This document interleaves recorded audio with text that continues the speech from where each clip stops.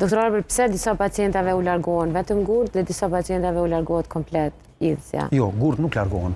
Ose i thehen, ose... Jo, dëgjoj, në idhës, edhe kjo është një keq informacion.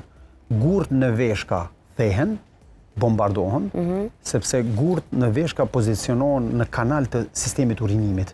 Ato coptohen dhe dalin me urinë jashtë. Kjo nuk ndodh me idhëzën. Gjithmonë largohet idhësja komplet? Idhëza gjithmonë duhet me u largu. Sepse nuk është tentu se disa herë. Se gjithmonë po?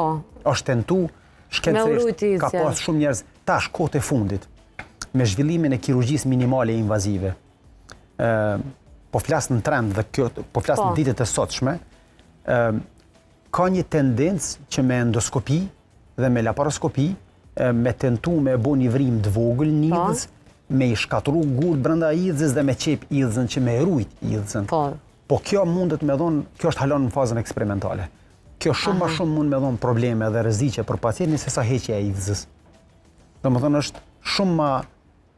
Efektet anësore janë ma të mëdha nëse rujmë idhësën në këtë rast, sa nëse heqëm. Mundësia e komplikacioneve. Ose mundësia e komplikacioneve. Pas operacionit është shumë ma e madhe në qoftë se tentoj me rujt idhësën, në krahasim me hjek idhësën krejt.